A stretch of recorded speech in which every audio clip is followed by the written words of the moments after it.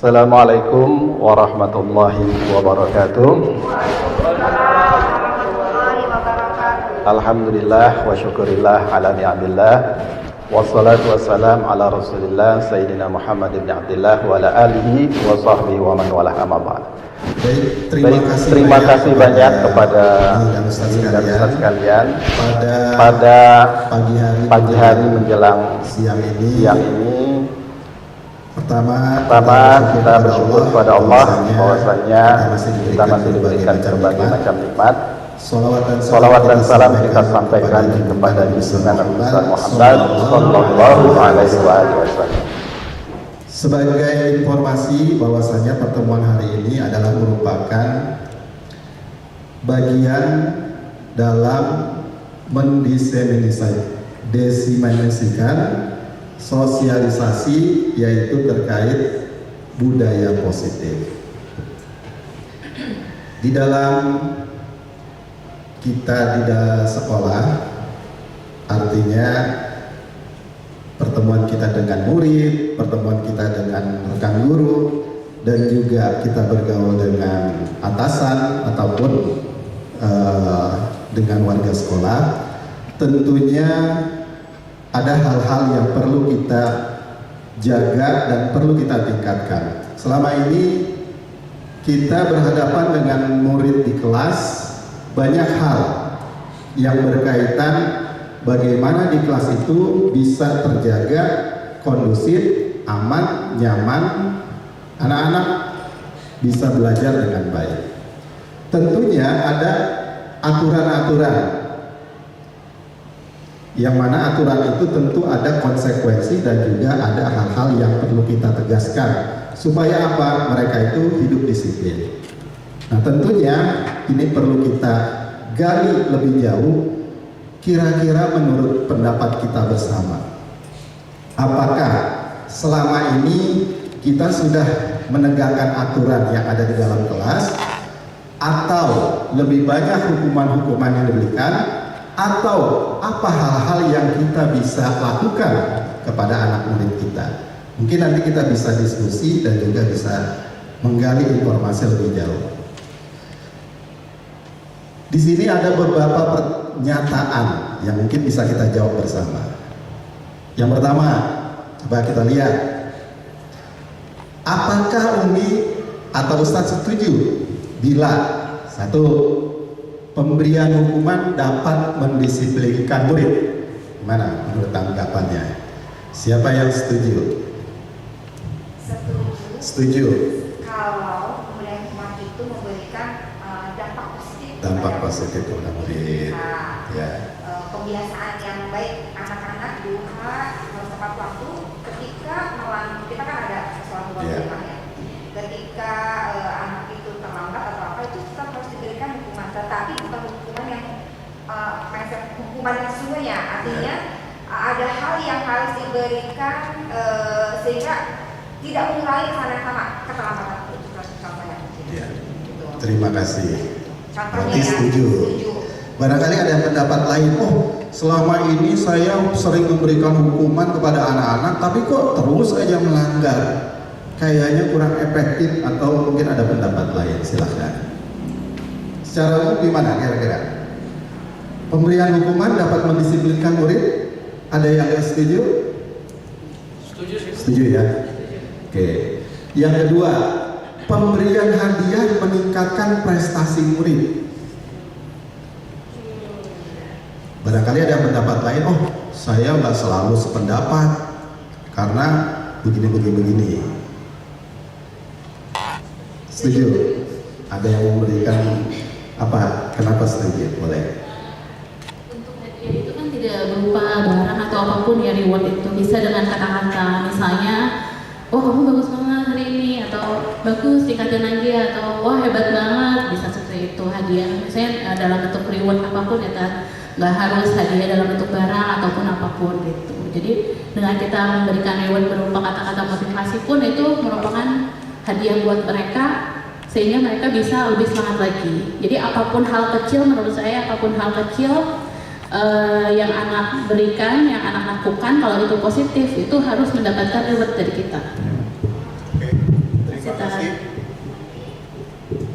Yang ketiga, mungkin biar cepat, guru harus mampu memberikan solusi untuk setiap murid yang bermasalah. Sebagai kita seorang pendidik, guru harus memberikan jalan keluar terhadap permasalahan anak. Gimana? Setuju? Setuju. Ada yang nggak setuju? Setuju ya? Ini biasa kita lakukan ya kan? Cuman kemudian ada reward, kemudian kita berdialog, kemudian memberikan upaya solusi. Yang terakhir, guru berperan sebagai teman bagi murid. Gimana? Setuju? Iya. Setuju ya? Barangkali ada yang nggak berpendapat atau kurang setuju? Setuju ya? Cuman harus ada batasannya, Ustaz. Batasannya. Boleh. Ya, saya setuju dengan pernyataan ini bahwa guru berperan sebagai teman bagi murid, cuman tetap aja sebagai guru kita harus punya batasan. Dalam hal apa kita bisa tetap dengan murid, dan dalam hal apa kita tidak boleh terlalu dekat dengan murid. Ya, Ustaz. Terima kasih. Jadi Umi dan Ustaz, dari contoh 4 ini artinya ini yang pernah kita lakukan. Pemberian hukuman ada, pemberian reward ada, upaya untuk memberikan solusi ketika murid mungkin curhat atau apa, atau menjadi teman untuk berbagi, sharing dan seterusnya. Nah, tetapi di dalam upaya kita tentu ada hal-hal yang mendasar yang harus kita lakukan terlebih dahulu. Coba kita lihat budaya positif. Mindset kita samakan dulu terkait apa itu budaya positif. Budaya positif ini adalah perwujudan dari nilai-nilai atau keyakinan universal yang diterapkan di sekolah. Maksudnya apa? Keyakinan yang universal itu artinya satu bentuk karakter yang baik yang perlu kita tanamkan terlebih dahulu supaya mereka, murid kita itu sadar bahwasanya apa yang dilakukan ini baik, apa yang dilanggar ini buruk, dan itu tertanam di dalam diri dia menjadi motivasi intrinsik dari dalam diri, sehingga di dalam dia menjalani aktivitas sekolah itu secara sadar mereka terdorong untuk melakukan kebaikan. Jadi ini adalah merupakan budaya positif yang perlu kita tanamkan kepada murid-murid kita tentunya. Dan dalam hal ini perwujudan dari nilai-nilai atau keyakinan universal yang ada di sekolah ini harus dilakukan dalam bentuk satu program, salah satunya pertemuan hari ini. Nah, sekarang pada pertemuan hari ini ada 6. Mungkin dari 6 ini ada hal-hal yang berdasarkan pengalaman sangat memberikan kesan yang baik. Yang pertama, disiplin positif, kemudian ada motivasi perilaku manusia, keyakinan kelas sekolah, kebutuhan dasar manusia, posisi kontrol seorang guru, dan segitiga restitusi. Nah, dari pengalaman mengikuti kegiatan kemarin, yang terakhir ini segitiga restitusi itu satu hal yang baru gitu di dalam bagaimana kita berupaya menangani permasalahan. Insya Allah nanti akan dijelaskan. Nah, sekarang Umi dan Ustaz ini mau coba, ini kita melakukan satu eksperimen bagaimana berdua, ini udah di setting ya, berdua melakukan satu percobaan, yaitu apa? Mencoba Anda dan teman Anda melakukan kegiatan cobalah buka. Jadi yang satu di kepal, yang satu berupaya sekuat tenaga ya rekan B-nya untuk membuka, membujuk, menghardik, mengintimidasi, memarahi, menggoda, menggelitik, bahkan menaruh uang kalau dia itu bersupaya bisa untuk membuka. Nah itu, jadi ini merupakan satu tantangan ya. Kita yang satu nanti bergantian. Seolah-olah di dalam tangan ini tuh ada benda yang mahal gitu. Ya. Ada berlian, ada apalah. Nah, ada teman kita yang satu berupaya gitu kan. Bagaimana bisa cara gitu ya untuk bisa membuka. Nah, silahkan dipraktekkan. Swing dulu atau boleh ditentukan dulu siapa yang membuka, siapa yang mengepal, siapa yang membuka. Silakan praktekkan. Ada di dalamnya sesuatu yang sangat berharga dan yang satu berupaya untuk membujuk. Ingin dilihat.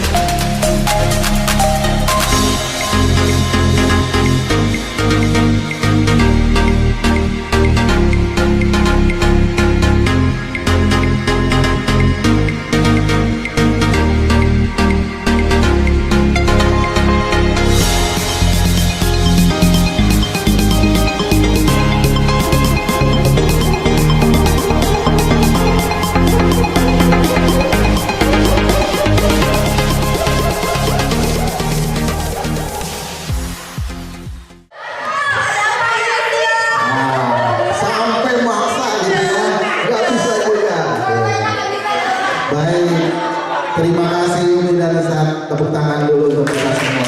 Masya Allah. Nah, dari praktek yang barusan menunjukkan apa kira-kira? Apa yang bisa kita boleh kasih komentar? Kira-kira apa ini? Ya. Dari mempertahankan sesuatu yang berharga yang kita miliki semampu kita, walaupun mungkin kayak tadi ketika dipaksa atau apa ada sakit atau apa, karena kita udah berkomitmen bahwa ini harus menjadi milik kita, bahwa ini sesuatu yang berharga untuk kita, maka kita tidak akan berikan kepada orang lain dan kita akan pertahankan. Berarti itu dari posisi A. Ya. Ya. Oke. Dari posisi B-nya Umi. Tadi kan dua posisi. Oke. Aku berupaya untuk di sini ada keegoan ya, misalnya berupaya untuk mengambil yang sekiranya orang lain miliki, tetapi itu berharga. Kita berupaya sedemikian rupa dengan cara apapun, walaupun yang orang itu tidak mau menyerahkannya begitu saja kepada kita. Upaya saya gagal ketika meminta kepada lawan saya untuk bergantung. Itu pendapat saya. Terima kasih. Barangkali ada lagi satu lagi lah yang mau berkomentar dari apa pengalaman barusan di posisi A dan di posisi B gitu.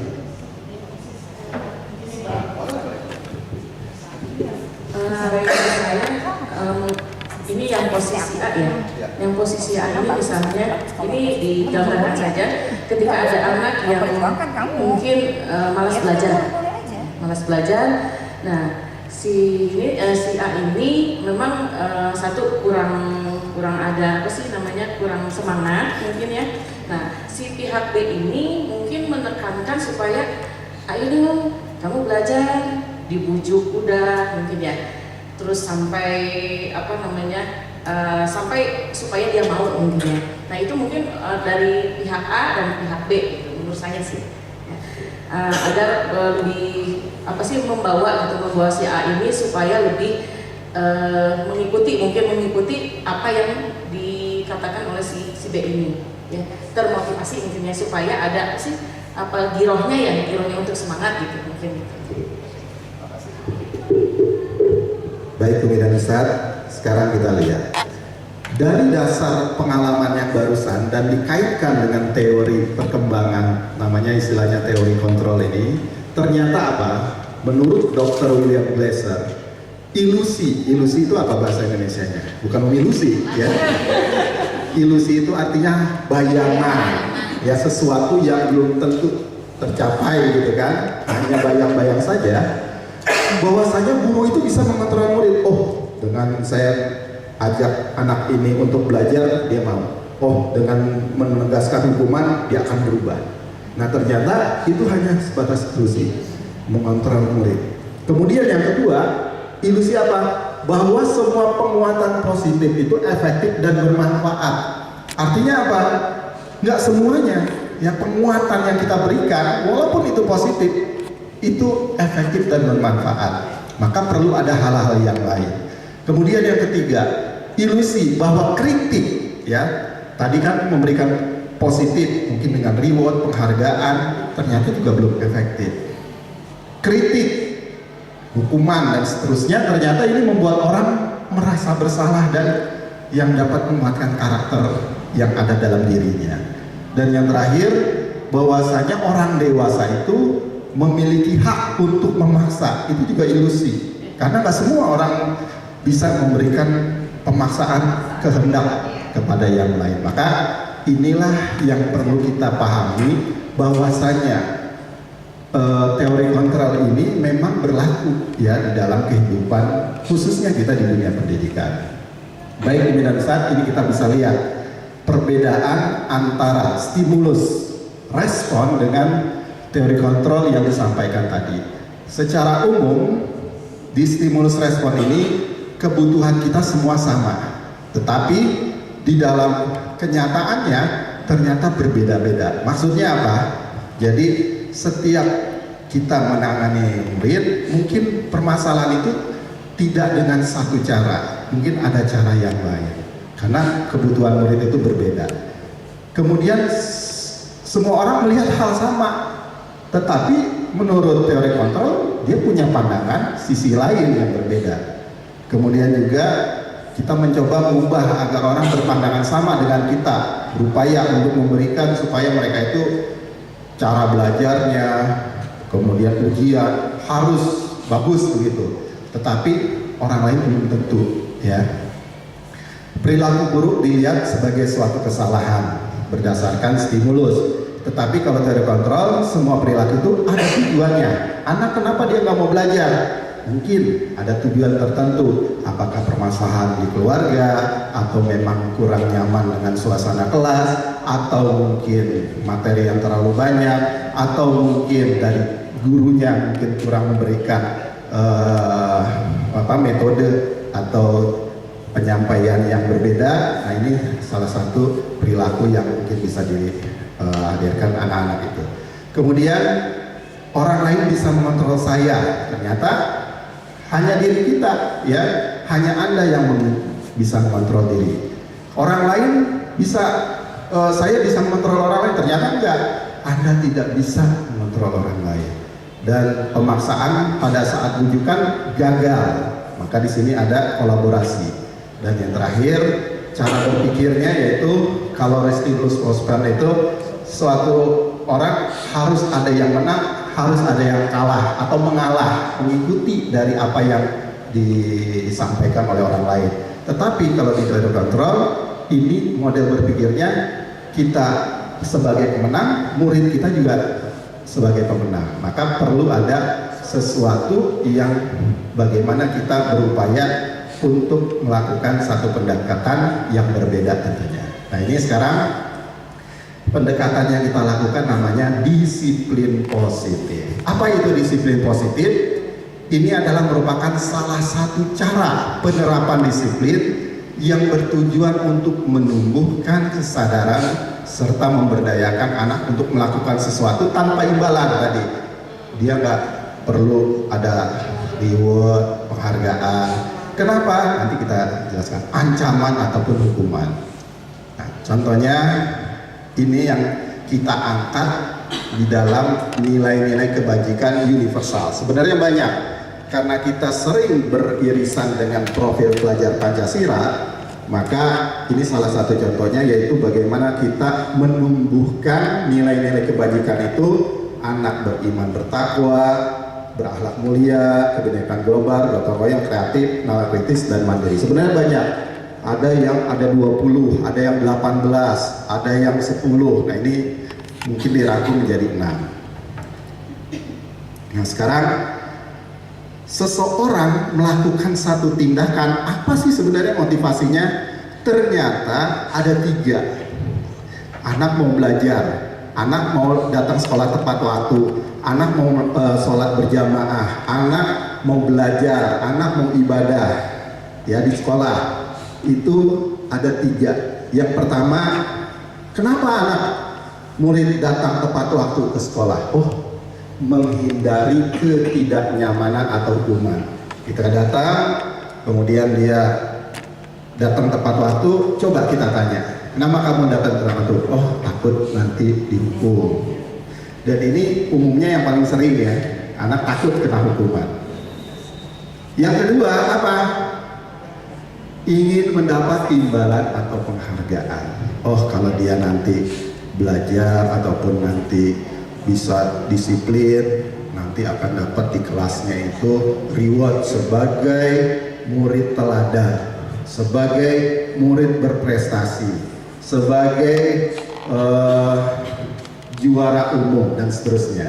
Itu bentuk penghargaan. Dan yang terakhir apa? Yang ketiga ini, dia melakukan satu tindakan itu didasarkan pada menghargai dirinya sendiri dan menjadi orang yang mereka inginkan. Artinya apa? Ini adalah merupakan bagian yang perlu kita sentuh atau tanamkan, yaitu apa? Mereka menghargai diri dia sendiri melalui tadi kebaikan, kebajikan yang universal tadi. Sebenarnya banyak ini ya. Nah, sekarang coba kita lihat nih. Ada hukuman, ada konsekuensi, dan ada restitusi. Kira-kira selama pengalaman kita lebih banyak di mana yang efektif? Apakah melalui hukuman, konsekuensi, atau restitusi? Apa itu restitusi? Ada yang tahu? Upaya pemulihan kembali keadaan semula, itu restitusi. Mengembalikan apa ya? Mengembalikan ke hal yang baik, itu namanya restitusi. Kalau konsekuensi, sesuatu hal yang didapatkan akibat dari suatu perbuatan, dia harus melakukan satu kerja. Kalau hukuman, sanksi atau apa? Yang dia dapat dari satu arah dengan adanya aturan ditegakkan. Nah, itu sifatnya di dalam satu arah. Jadi ini, nah ternyata hukuman itu adalah merupakan lebih banyaknya menjadikan identitas gagal. Maksudnya bagaimana? Dia menghindari, karena upaya menghindari tidak tumbuh secara sadar. Mereka menghindari terlambat karena takut dihukum. Mereka nggak bawa handphone karena takut disita. Mereka tidak sholat berjamaah takut nanti dikasih tugas atau dipanggil dan seterusnya. Jadi itu yang sering kan? Yang terjadi dan yang sudah membudaya di lingkungan sekolah. Nah, ternyata kita perlu menggeser ya ke arah yang konsekuensi. Dia tahu, aturannya tahu. Dengan konsekuensi ini dia sadar diri. Kemudian restitusi itu lebih ya, dibangun dari kesepakatan anak-anak dilibatkan. Sekarang kita lihat contohnya. Nah, ini hukuman itu sifatnya tidak terencana karena sifatnya satu arah. Aturan sudah ada dalam sekolah, aturan sudah ada di dalam kelas, wali kelas memberikan aturan-aturan. Dan sifatnya itu hukumannya bisa hukuman fisik, psikis, atau bahkan kata-kata yang kasar atau menyakitkan, seperti itu. Kalau konsekuensi apa? Ini bersifat terencana dan sudah disepakati. Artinya ada kesepakatan kelas, kesepakatan sekolah, anak diajak berunding, diajak untuk menuangkan aturan-aturan, tapi juga bentuknya ini dibuat oleh pihak guru atau sekolah. Dan yang terakhir namanya restitusi. Restitusi ini adalah proses menciptakan kondisi bagi murid untuk memperbaiki kesalahan mereka sehingga mereka bisa kembali pada kelompok mereka dengan karakter yang lebih kuat. Di sini itu lebih banyak anak dilibatkan dan diajak ngobrol istilahnya. Bagaimana dia sadar diri bahwasanya mereka itu ada hal-hal yang perlu dikuatkan dan kesepakatan nggak sih? Iya, lebih seperti, tapi nanti ada istilahnya namanya keyakinan. Baru dengar ya, saya juga ketika belajar ini kayaknya istilah keyakinan kok kurang familiar ya. Karena tidak terkait dengan hal itu. Kalau keyakinan itu Iya. cuma dengan apa gitu kalau keyakinan biasanya. Iya. Tapi nggak ngerti nih kenapa ada. Kita lanjutkan dulu. Nah sekarang silakan coba menurut pandangan kita bersama, apakah ini hukuman atau konsekuensi? Silakan dilihat.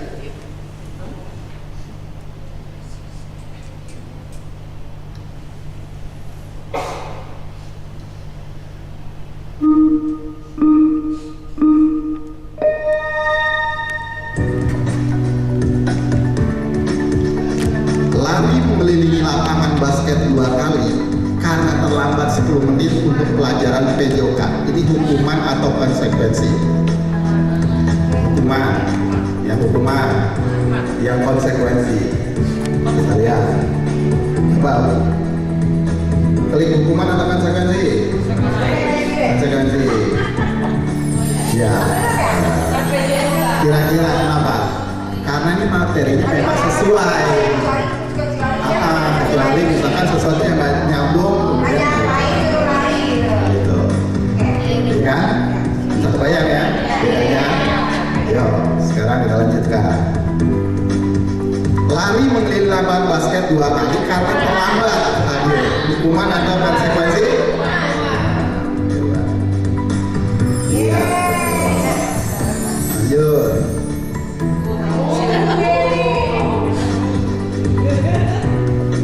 Mencatat 100 kali di dalam buku kalian, saya tidak akan terlambat lagi karena terlambat ke sekolah. Konsekuensi atau hukuman? Apa? Hukuman. Coba kita cek. Iya, betul.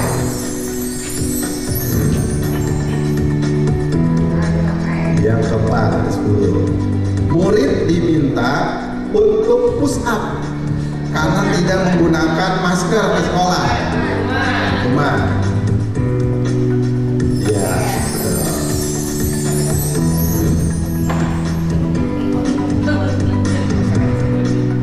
Menggantikan kertas tugas teman yang telah dicoret-coret.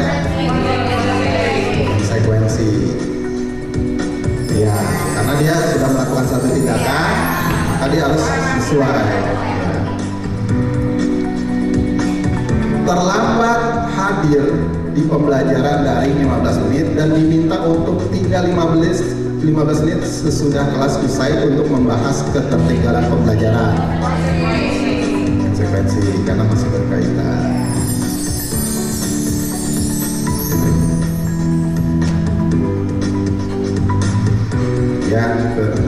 Yang ketujuh, murid diminta bertelanjang kaki sepanjang hari karena tidak menggunakan sepatu berwarna hitam sesuai peraturan sekolah. Nah ini nih, harusnya dia harus pakai warna hitam, tapi karena nggak pakai, dia. Nah ini agak susah ya. Hukuman atau konsekuensi? Klik. Konsekuensi ya. Coba. Itu ternyata. Iya. Terus berjemur di lapangan basket jam 12 siang karena ngobrol dengan teman.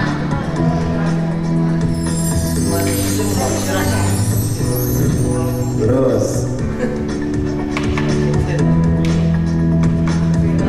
kehilangan 10 menit jam istirahat untuk mengerjakan tugas karena terlambat datang dan tertinggal pelajaran. Jelas. Terakhir, coba kita lihat. Membersihkan coretan yang dibuatnya di meja tulis. Konsekuensi karena dia sudah. Nah itu adalah membedakan antara hukuman dengan konsekuensi. Kira-kira ada yang bisa menyimpulkan yang tadi ya, hukuman berarti apa nih? Hukuman. Karena sekarang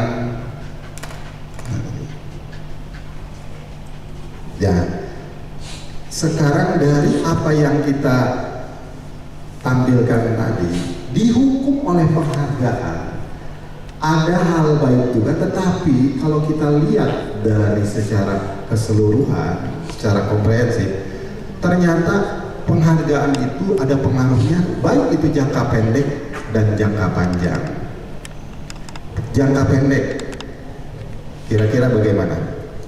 Kalau kita memberikan satu tindakan dengan reward, dihukum, anak akan ikut dalam jangka pendek, dia bangga. Tetapi ketika jangka panjang, dia akan apa kira-kira? Dia akan merasa sombong, bisa ketergantungan, gitu kan? Oh, saya nggak dikasih penghargaan lagi nih, udah saya. Penghargaan juga menjadi tidak efektif dengan sebab tadi, ya. Kemudian merusak hubungan. Oh, dia kok dikasih, saya melakukan ini nggak dikasih. Nanti seolah-olah ada pilih kasih, gitu kan? Oh, sih itu kok dikasih penghargaan, bahkan saya udah berubah. Nah, itu yang membuat nanti menjadi ada satu penghargaan mengurangi ketepatan. Artinya apa? Mungkin dia pada saat ini bisa melakukan, tapi nanti suatu saat kita lupa memberikan penghargaan, nah dia nggak akan tepat lagi. Bahkan kualitas, kreativitas juga akan mati di situ, karena dia akan bergantung tadi. Dan penghargaan ini sifatnya menghukum juga. Maka tentu saja kita perlu dorong motivasi dari dalam diri supaya muncul.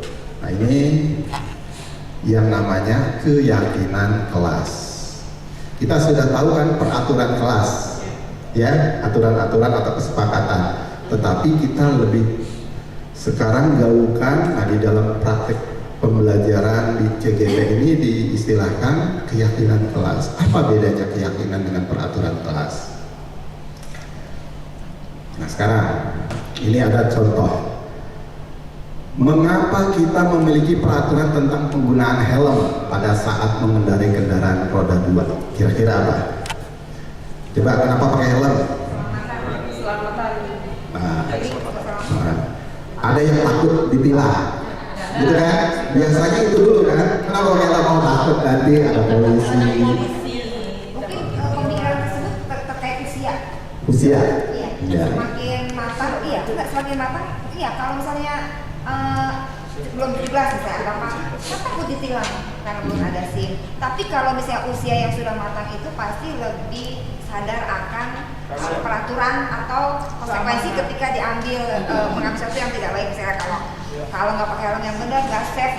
Ya, jadi tadi ada hukuman, ada konsekuensi, dan ada restitusi. Lebih banyak masyarakat umum yang ada, kenapa mereka pakai helm? Hukuman ya. Iya. Tapi di Bogor ini relatif lebih, polisinya nggak terlalu galak. Coba main ke Jakarta, coba main ke Bandung, mereka langsung ya dicari-cari itu. Tapi secara umum lebih banyak mereka lebih takut, gitu kan. Padahal apa? Yang penting itu apa? Kenapa pakai helm? Keselamatan berkendara menggunakan helm. Nah, itulah keyakinan kelas harus didekatkan dengan kebajikan. Ketika kita menerapkan aturan di dalam kelas, kita sebagai wali kelas atau sebagai guru pelajaran, tambahkan di situ nilai kebajikan yang muncul sehingga anak sadar, oh, kenapa saya harus melakukan aturan ini supaya seperti ini. Contohnya, saya hadir tepat waktu dengan apa? Jadi itu ada namanya kalau kita membuat satu ujian atau ulangan kan ada ABCD ya teorinya, audience, behavior, jadi behaviornya itu yang harus kita munculkan. Apa yang menjadi karakter yang harus kita kuatkan? Nah, keyakinan kelas seperti itu. Yang kedua, contohnya, kita sudah punya peraturan pakai masker dan mencuci tangan setiap saat, khususnya waktu kemarin COVID gitu ya. Kenapa harus begitu? Menjaga kesehatan dan kebersihan supaya kita selamat terhindar dari kuman-kuman, begitu kan? Jadi nilai kesehatan ini, maka di dalam kita menuangkan nanti di dalam kesepakatan kelas, maka dekatkan kepada mereka keyakinan apa yang bisa ditanamkan dari kebajikan sehingga menjadi kesepakatan bersama. Itu namanya keyakinan kelas. Nah, keyakinan kelas ini dibuat berdasarkan kesepakatan antara guru dan murid yang sifat universal tadi. Kita gali nilai-nilai apa yang bisa anak sadar diri, tertanam, dan peraturan ini biasanya dibuat oleh guru dan sifatnya satu arah kalau peraturan. Tapi kalau keyakinan kelas, nah ini kesepakatan berlaku. Nah, ini contoh prosedurnya. Nah, sekarang ceritanya kita mau praktek nih.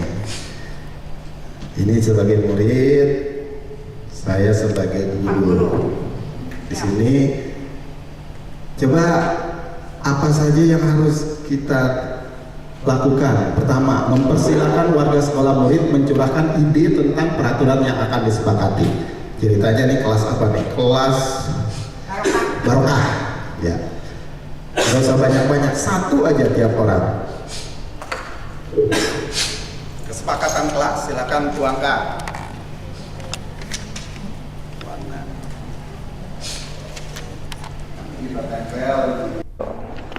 Satu orang berapa? Satu aja. Nanti kalau ada yang beririsan, nanti kita satukan.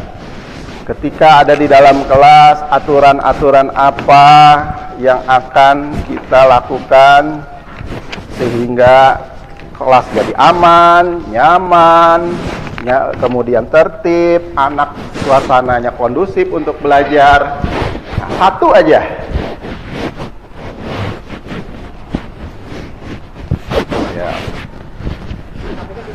Ya, murid. Yang sudah, silakan ditempel di depan, sebelah kiri. Nanti kita ini sebelah sini. Ya, satu aja.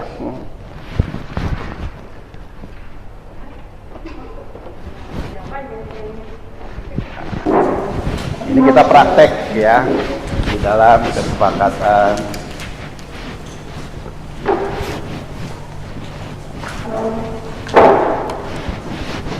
Kan kita sering ya dilarang membuang sampah di kelas, dilarang apalagi dilarang ribut, dilarang. Nah, sekarang kita identifikasi nih. Masuk ke langkah kedua, mencatat semua masukan, ganti kalimat negatif menjadi kalimat positif. Ceritanya murid melaksanakan piket, positif. Tidak makan ketika di kelas. Nah, ini namanya kalimat negatif, gitu ya. Nggak apa-apa, bagus justru ada contoh. Jadi, ya, tidak makan ketika di kelas sedang terjadi pembelajaran. Maka, nah betul. Maka apa? Kalimat positifnya. Makan waktu istirahat. Nanti kita lihat lagi ke bawahnya. Kita bisa mendengarkan guru saat sedang dijelaskan. Jangan mengobrol. Nah, ini ada kata negatif, ya. Harus ada komunikasi tegas tiap. Menjaga kebersihan agar nyaman untuk belajar, menciptakan kelas yang baik, nyaman, tidak berkata kasar. Nah, kalimat positifnya apa? Nah, itu aktif bertanya bagi murid melanggar aturan akan didenda. Nah, berkata sopan, tidak tidur. Nah, ini tidak tidur bahasanya diluruskan. Kelas bersih, nyaman, dan tertib mengikuti peraturan. Melaksanakan piket sebagai bentuk tanggung jawab terhadap kebersihan. Nah, ini langkah kedua. Memindahkan dulu, mensortir kalimat-kalimat yang negatif, kita ubah menjadi positif. Langkah ketiga kita lihat. Tinjau kembali curahan pendapat yang terkumpul dan susun menjadi keyakinan kelas. Nah, tadi keyakinan kelas apa tadi? Apa bedanya kesepakatan dengan keyakinan kelas? Belum. Tanpa paksaan. Sama murid. Nah, kesepakatan ya. Nah, keyakinan kelas itu adalah kesepakatan kelas yang dibangun secara bersama dengan dikuatkan dengan nilai-nilai kebajikan. Nah, itu harus muncul di situ kebajikannya. Kita tinjau ulang ya. Sudah ada belum nilai kebajikannya? Berkata sopan dan tidak menyinggung. Nah, tidak ini kita luruskan dulu ya. Berarti bertutur kata sopan dan santun kepada teman dan guru atau semua. Gitu ya, kalimat yang lurus. Jadi udah ada nilai kebaikannya apa di situ? Sopan. Itu menjadi nilai kebajikan yang universal. Gitu ya. Kemudian bagi murid yang melanggar aturan kelas atau nizam akan didenda. Jadi apa nih? Nilai kebaikan apa? Taat, disiplin, ya. Dalam apa?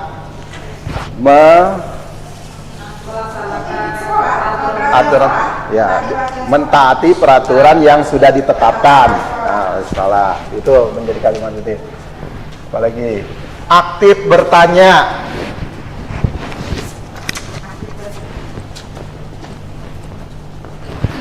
Artinya di dalam kelas komunikatif, tidak pasif, apa bahasanya?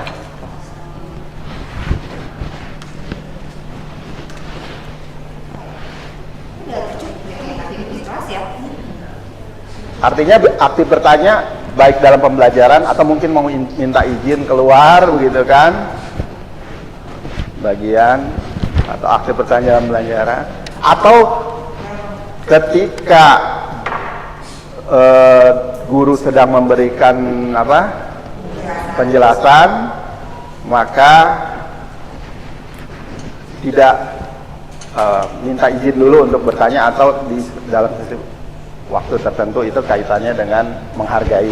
Kalau untuk yang aktif bertanya, artinya di situ ada bersifat rasa ingin tahu. Nah, jika ada rasa ingin tahu, aktif boleh bertanya.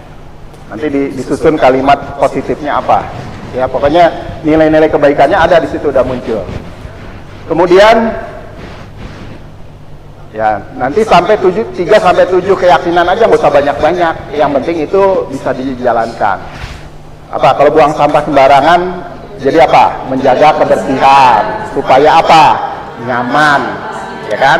Keamanan misalkan apa? Kalau dari sisi keamanannya, fasilitas, menjaga fasilitas yang ada di kelas, kemudian nyaman, aman, kondusif dalam belajar, apa? Menjaga ketertiban, ya. Kemudian berdoa, kaitannya berdoa terlebih dahulu dengan khusyuk, gitu kan? Kan ketika berdoa ada yang main-main, ada yang bercanda, nah itu ada nilai kebaikan khusyuk di situ dan seterusnya. Nah, itu adalah bagian untuk menyusun keyakinan kelas dan meninjau dan menyetujui. Jadi setelah sudah disepakati, nanti anak-anak tanda tangan di situ, dibuat dulu, baru sudah disusun kalimat positifnya, ada 7 misalkan 3 sampai 7, baru mereka tanda tangan di sebelahnya atau menjadi kesepakatan. Ya, menjadi kesepakatan kelas namanya. Tapi istilahnya keyakinan. Keyakinan kelas itu ditempel di dinding kelas. Nah, ini upaya kita untuk membangun kesadaran ya melalui melibatkan murid di dalam penegakan aturan. Selanjutnya, nah sekarang ini yang penting ini, kita ada di posisi mana saat ini? Ada 5 posisi kontrol, ada sebagai penghukum, pembuat rasa bersalah, teman, pemantau, dan manajer. Kita lebih sering ada di mana? Nah, kita lihat tayangan berikut ini. Ini ada contoh video, cuma aktornya sama ini. Ini posisi sebagai penghukum. Kita lihat.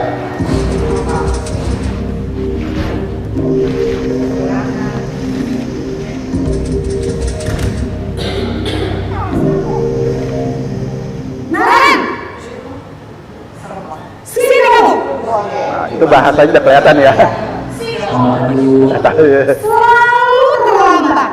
Nah, Kamu deh, pasti terlambat. Maaf Bu, saya Apa? Apa coba? Alasan kamu apa lagi? Kapan sih kamu tidak terlambat? kapan sih kamu nggak terlambat? Malas sekali ya kamu jadi anak. saya Dasar pemalas. Gak kapok-kapok sih kamu. Sudah berapa kali terlambat? Sana, kamu keliling lapangan basket 2 kali. kenapa saya harus keliling lapangan basket, Bu? Kenapa? Kamu mau lawan ibu? Berani-beraninya jawab. Sudah terlambat, masih berani jawab pula. Sekarang, keliling lapangan basket 5 kali sekalian. Biar kapok. Cepat. Pergi sana ke lapangan basket.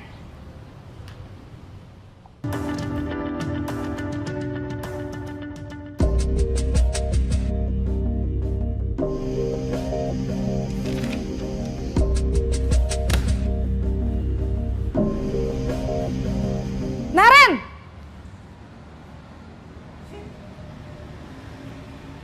Selamat pagi, Bu. Naren. Kamu kenapa terlambat lagi, nak? Ya Tuhan, Naren. Kamu senang ya bikin ibu susah ya?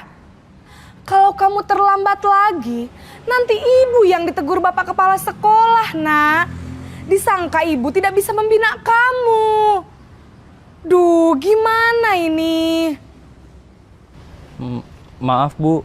Duh Gusti Naren. Kamu suka ya kalau ibu ditegur bapak kepala sekolah?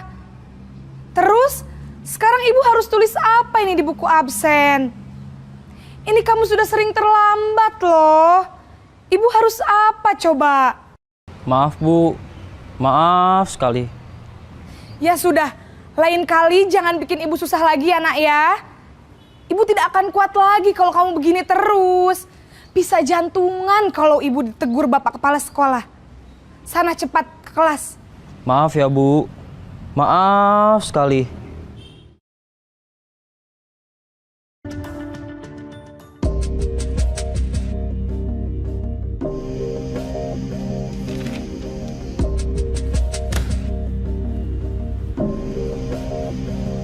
Naren!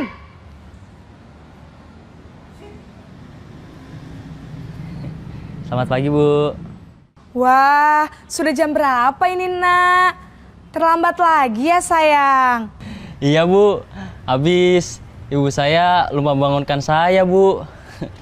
Kamu malah menyalahkan ibu kamu. Kamu bukannya anak yang larinya paling kenceng. Kok terlambat sih? Iya, Bu. Saya memang terlambat bangun tadi. Jadi, biarpun saya lari kencang, tetap gak kekejar, Bu. Ya sudah sana, nanti lain kali larinya lebih kenceng lagi ya. Biar gak terlambat lagi. Bikin seneng ibu, demi ibu. Bisa kan? Bisa lah, Bu. Ya sudah sana masuk kelas. Ibu beresin urusan absen kamu. Kamu ini ada-ada saja.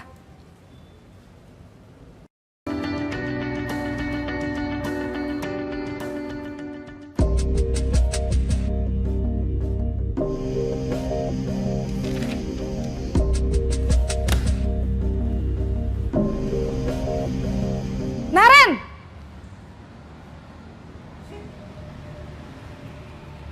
Selamat pagi, Bu. Naren, apa peraturan sekolah kita tentang jam berapa kita harus masuk sekolah, nak? Kita harus di sekolah jam 7, Bu.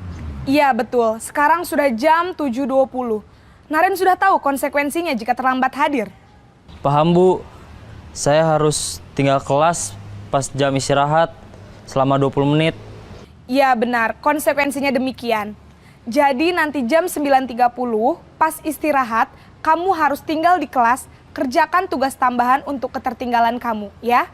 Baik, Bu.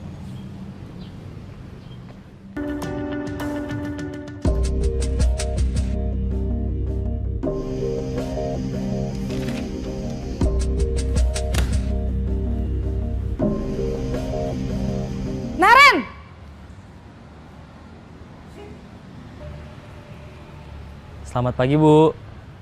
Selamat pagi, Naren. Maaf, Bu. Saya terlambat. Iya, sekolah masuknya jam 7, sekarang sudah jam 7.20. Jadi sekarang bagaimana ini, Naren? Maaf, Bu. Saya lupa setel alarm saya semalam. Baiklah, menurut kamu, keyakinan sekolah yang mana yang perlu kamu tingkatkan? Menghargai diri sendiri dan orang lain mungkin ya, Bu. Setuju. Jadi, apakah Naren meyakini prinsip saling menghormati tersebut? Iya, Bu. Saya meyakininya.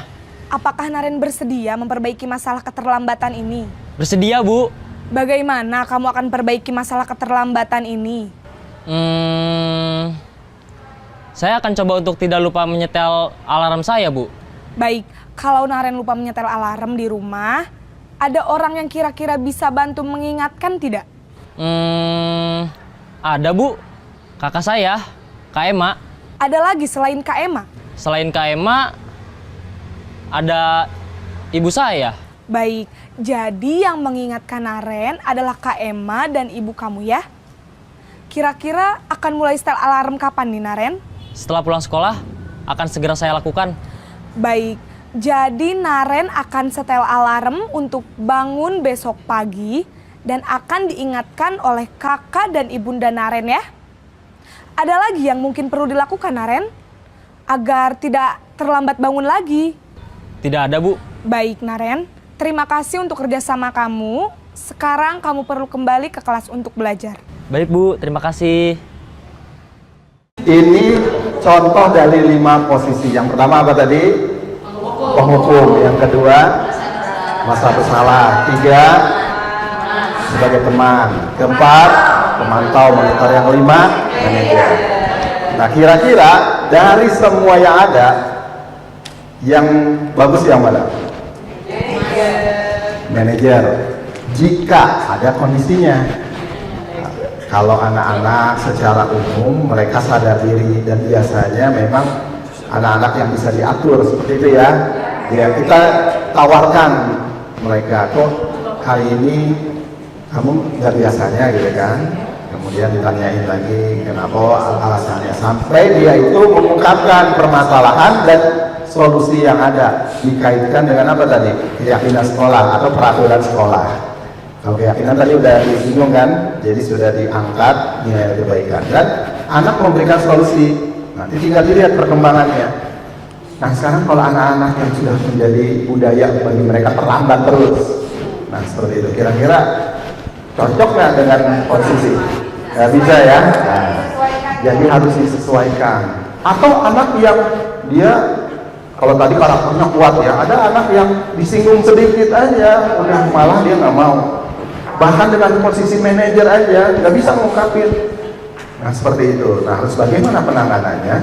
Nah oleh sebab itu kita harus melihat secara personal, ya, by person. Bisa ada anak dengan posisi teman, posisi penghukum, posisi manajer, posisi tapi kita coba dekatkan dulu dengan yang tadi, yang pertama, yang terakhir. Ya. Nah sekarang dari penanganan yang ada kita bangun, yaitu yang namanya segitiga. Ini dulu tadi, restitusi. Sekarang kita lihat penghukum bisa dilakukan itu menghardik, menunjuk, berkata, membentak. Hukuman fisik, verbal bisa kita lakukan kepada anak-anak yang tadi, yang udah sering kita ajak ngobrol, udah kita coba pendekatan restitusi, tapi dia tidak ada perubahan. Kenapa? Nah kalau kita menghukum dengan anak-anak yang umum yang mungkin masih bisa kita ajak ngobrol dengan, dampaknya nanti anak itu jadi pendendam begitu. Kalau langsung kita menjadi memposisikan sebagai penghukum, nanti juga tidak akan menyukai guru ataupun mapel tertentu. Ya, kalau kita lihat kondisi anaknya gitu ya, secara ketika menggunakan posisi penghukum. Kemudian merasa bersalah, suara lembut, namun menyalahkan murid. Kemudian menyatakan kesalahan murid dan seolah-olah guru merasa menderita, takut nanti ditegur kepala sekolah, takut nanti nggak bisa nggak menjalankan tugasnya. Dampaknya apa bagi murid? Itu membuat murid merasa bersalah. Aduh, ya saya begini, sehingga nggak muncul dalam diri murid itu ada nanti malah justru rendah diri dan menarik diri, merasa bersalah karena guru saya begini. Kemudian sebagai teman, guru bersikap ramah, cenderung bersenda gurau. Nah dampaknya apa? Nanti guru akan bergantung sama satu guru itu. Saya kesini aja ke guru ini karena dia gampang lah nanti seperti itu guru saya. Jadi seolah-olah sebagai teman dan membuat murid itu nggak mandiri. Jadi hanya bergantung pada guru tertentu. Kemudian pemantau. Nada bicaranya, ekspresinya, datar, identitasnya berhasil, tapi tetap mantau saat murid diberi sanksi. Dampaknya itu apa? Dia akan menghitung hadiah hukuman yang diberi nanti tanpa melihat nilai kebajikannya. Dia akan ikut aturan, ya. Dan belum sepenuhnya mandiri. Dan yang terakhir, posisi manajer, suaranya netral, tercipta identitas positif, ya artinya anak itu sadar diri, dia berupaya untuk membangun dari keinginan dan keyakinan kelas, mengajukan pertanyaan bermakna, membantu murid memecahkan masalah dari yang dia hadapi. Dampaknya apa? Diupayakan murid nanti jadi mandiri dan bisa memecahkan masalahnya sendiri. Kurang lebih seperti itu. Nah kemudian ada 5 kebutuhan dasar, yaitu yang pada yang pertama bertahan hidup.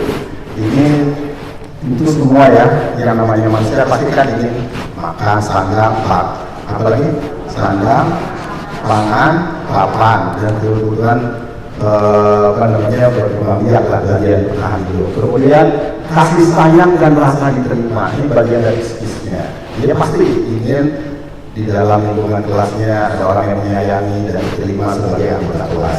Kemudian penguasaan. Dalam hal tertentu dia ingin menjadi ketua, dia ingin menjadi bagian-bagian organisasi dan seterusnya. Kemudian kebebasan, dia ingin belajar dengan gaya tertentu, ingin dia dengan upaya dia belajar dengan model dan gaya belajarnya, dan kesenangan dia bisa melaksanakan dengan happy dalam pembelajaran. Nah ini contoh. Nomor 1, kira-kira dikaitkan dengan kebutuhan dasar manusia pada yang nomor berapa nih? 1, bertahan hidup, kasih sayang dan rasa diterima, penguasaan, kebebasan atau kesenangan. Aku senang main kejar-kejaran dengan ibu guru, seru. Apa itu? Kebutuhan dasar manusia.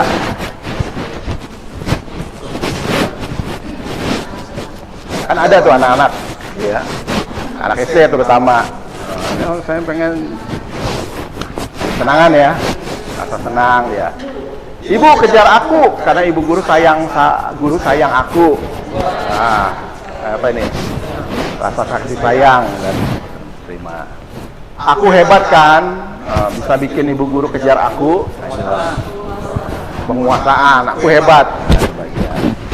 Aku bosan belajar warna terus-menerus dalam kelas. Bosan tuh, kalimat apa? Kebebasan. Itu ungkapan-ungkapan. Ya, mungkin banyak contoh-contoh yang lain, ini salah satu contohnya.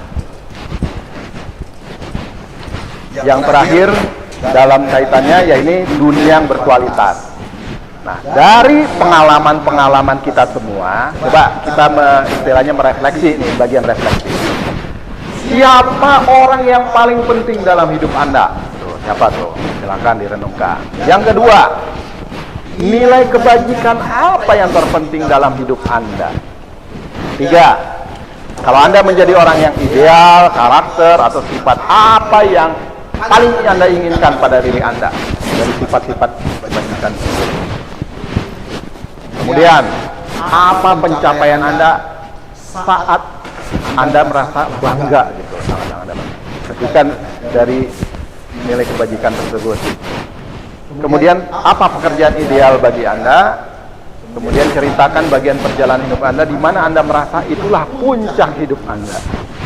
Dan yang terakhir, apa yang paling bermakna dalam hidup Anda? Ya kurang lebih mungkin 1 atau 2 orang. Dari pertanyaan 1, siapa orang yang paling penting dalam hidup Anda?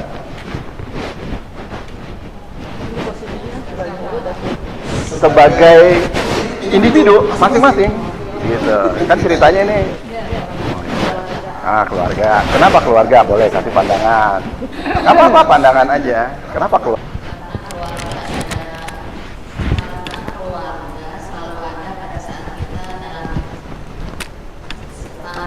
Pada saat kita bahagia, pokoknya selalu ada di samping saya. Samping saya. Jadi keluarga ya, orang suka dan duka.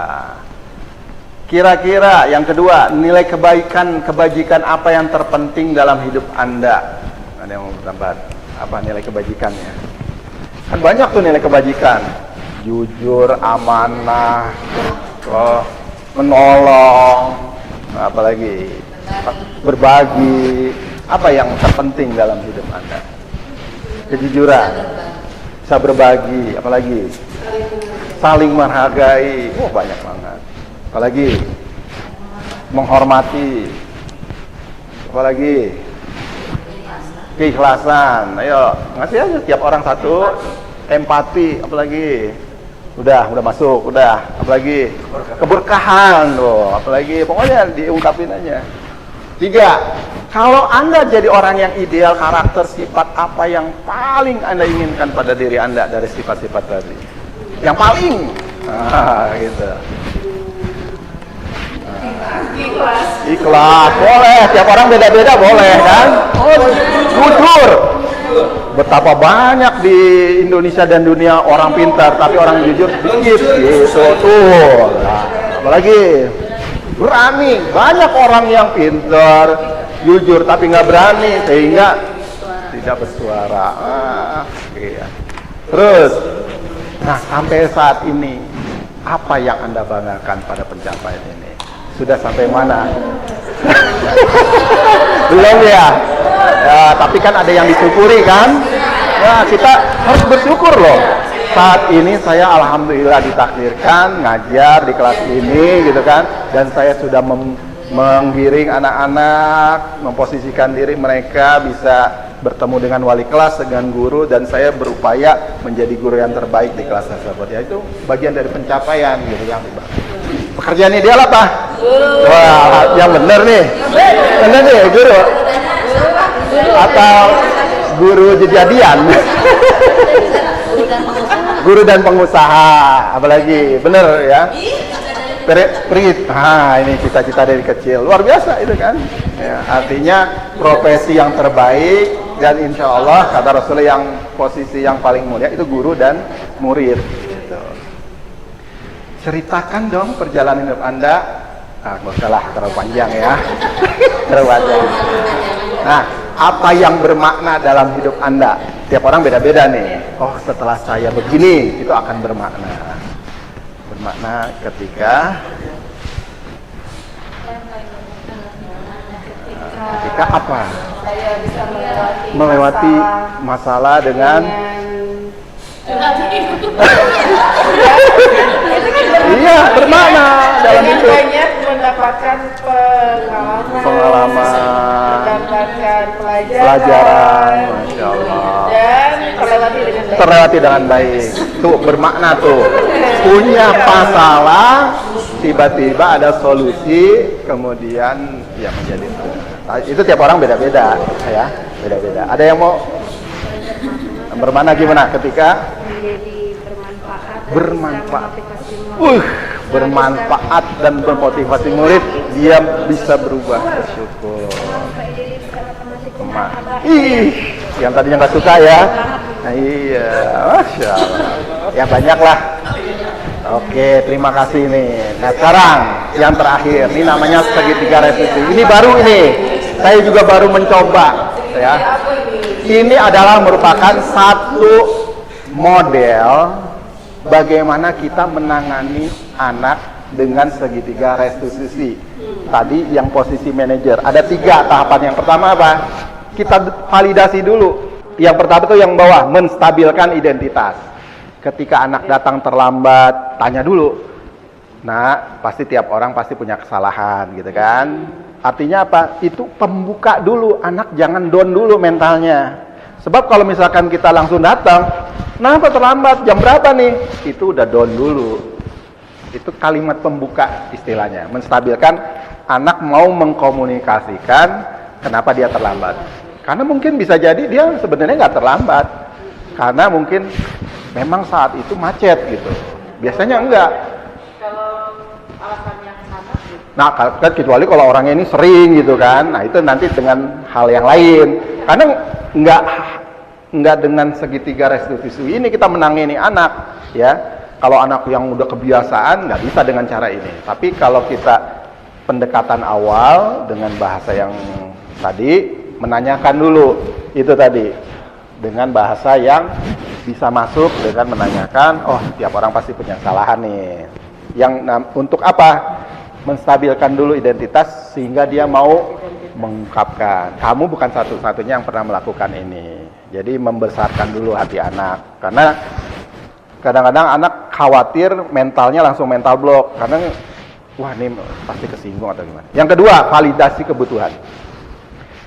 Adakah cara yang lebih efektif untuk mendapatkan yang kamu butuhkan? Nah ini berkaitan dengan ketika dia punya masalah, alasan mengapa melakukan itu. Mungkin karena terlambat, alarm nggak di setel, atau memang kondisi tertentu. Yang terakhir, ketika dia ada masalah, kemudian yang langkah terakhir menanyakan keyakinan, kira-kira yang dilakukan ini baik atau buruk begitu. Oh, nah dia tuh muncul tuh kesadarannya, oh buruk, sambil ditanya kira-kira solusi apa nanti yang bisa dilakukan. Kamu besoknya ingin seperti apa? Nah itu namanya bagian untuk membangun itu tadi ya, anak menjadi lebih mandiri ke depannya. Ini dengan salah satunya segitiga restitusi. Nah, contoh videonya, contohnya ini kita lihat bagian contoh video yang terakhir.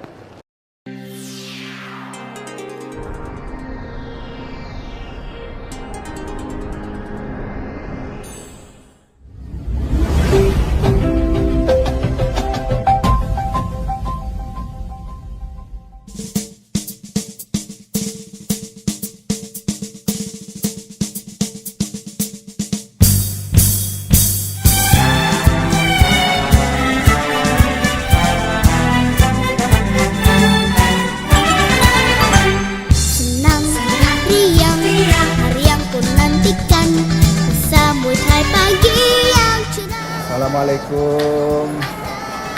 Kenapa Alia hari ini datang terlambat? Waalaikumsalam. Ustaz, saya kena alarm. Kelihatannya ini bukan kebiasaan kamu Alia, tapi yang jelas setiap orang punya kesalahan. Jadi kedepannya jangan diulang lagi. Ya Ustaz, maaf saya nggak ulangi lagi. Kalau gitu kita bisa ngobrol dulu di dalam, kita mendiskusikan tentang keterlambatan hari ini ya. Bagaimana Alia sehat hari ini? Alhamdulillah sehat Ustaz. Gimana ceritanya tadi Alia bisa datang terlambat? Saya bangun kesiangan, juga alarmnya juga nggak nyala Ustaz. Ya yang jelas pastinya setiap orang pasti akan mengalami kesalahan ya. Nah, tapi yang jelas dari kesalahan itu untuk kedepannya bisa diperbaiki. Nah, tentu saja keterlambatan Alia tadi akan mengganggu dari aktivitas, nggak sholat duha kan, nggak wirid, kemudian juga pasti berkaitan dengan keislaman. Nah kira-kira bagaimana berdasarkan keyakinan sekolah kita, apakah itu baik atau buruk? Buruk Ustaz. Nah, dengan berkaitan dengan hal seperti itu, kira-kira untuk kedepannya apa yang bisa menjadikan diri Alia menjadi lebih baik lagi? Saya akan mencoba untuk bangun lebih awal lagi, alarmnya semoga bisa nyala. Ya. Dan ya. Dan mudah-mudahan bisa lebih awal lagi ya bangunnya ya, insya Allah. Baik, terima kasih Alia atas komitmennya dan juga atas usahanya. Yang jelas mudah-mudahan apa yang menjadikan komitmen dari Alia ini Ustadz sangat menghargai, dan yang jelas dari kejadian ini insya Allah kedepannya bisa diperbaiki. Oke, kalau gitu Alia boleh masuk kelas, tapi sebelumnya sholat Duha terlebih dahulu. Ya, Ustaz, syukran atas kebijakannya. Ya, sama-sama. Mudah-mudahan besok lebih baik lagi ya. Iya, Ustaz. Assalamualaikum warahmatullahi wabarakatuh. Terima kasih kepada Bapak Kepala Sekolah yang telah memberi kebijakan kepada saya dan memberi kesempatan untuk memperbaiki diri lebih baik lagi. Wassalamualaikum warahmatullahi wabarakatuh.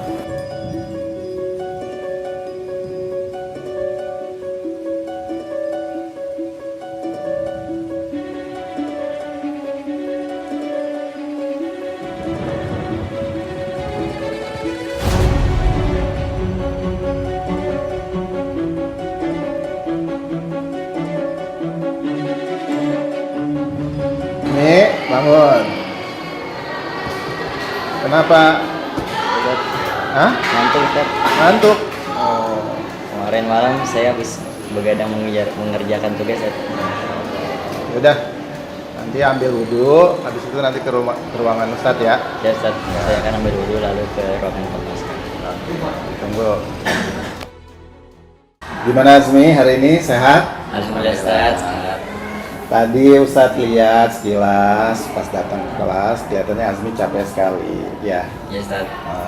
Tentu saja setiap orang pasti punya kesibukan kan, pasti akan capek, letih.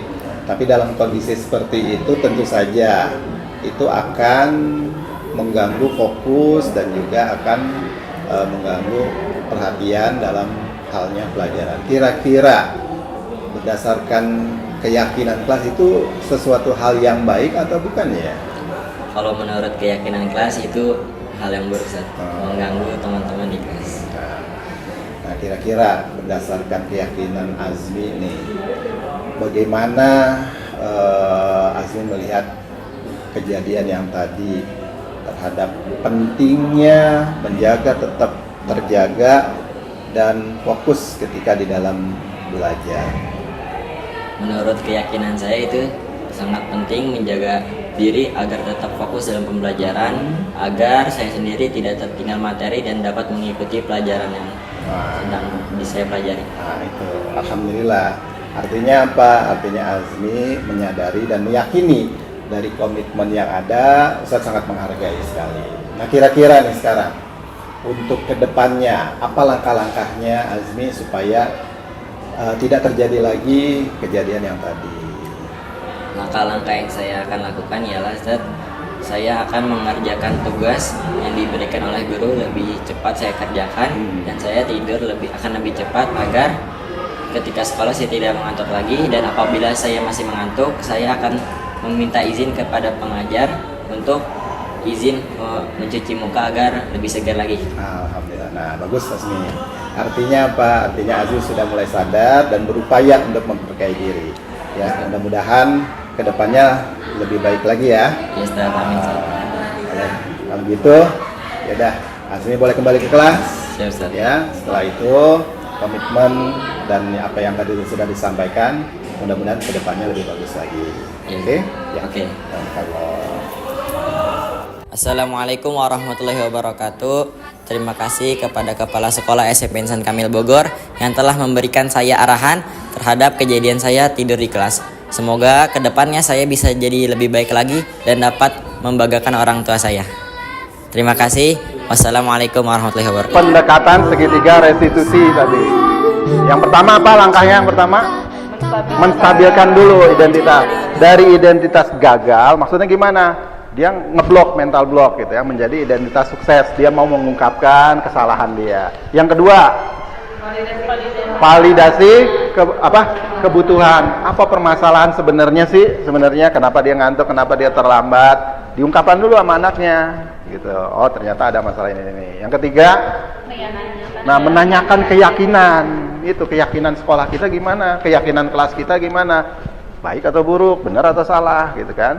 Nah, kemudian di situ dia menawarkan solusi dari dia ya dengan keyakinan tersebut, baru kita kuatkan di situ. Nah, itu salah satu upaya kita dengan menggunakan membangun budaya positif ya di dalam menangani permasalahan.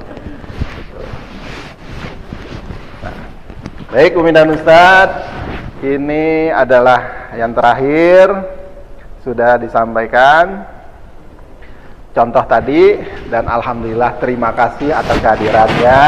Mudah-mudahan pertemuan hari ini bisa membawa manfaat buat kita semua. Sebelum ditutup kita yel-yel dulu dong.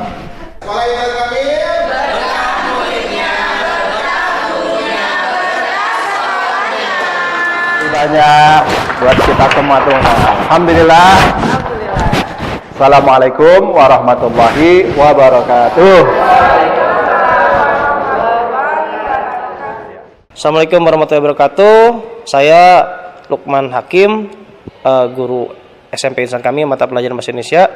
Menurut saya diseminasi budaya positif ini sangat bagus ya, terutama untuk guru-guru yang mengajar, khususnya langsung sebagai guru mata pelajaran, karena dari situ kita akan tahu bagaimana cara menerapkan budaya-budaya positif itu untuk murid-murid gitu. Karena yang kita tahu itu kita hanya bisa memberikan hukuman tanpa dampaknya dan mungkin efeknya kepada murid-murid itu. Ya mudah-mudahan diseminasi budaya ini bisa dilaksanakan dalam ruang lingkup yang lebih besar. Terima kasih. Assalamualaikum warahmatullahi wabarakatuh. Terima kasih kepada Bapak Kepala Sekolah yang sudah memberikan diseminasi budaya positif kepada saya. Alhamdulillah, mudah-mudahan bisa saya terapkan di pembelajaran saya di kelas. Terima kasih. Assalamualaikum.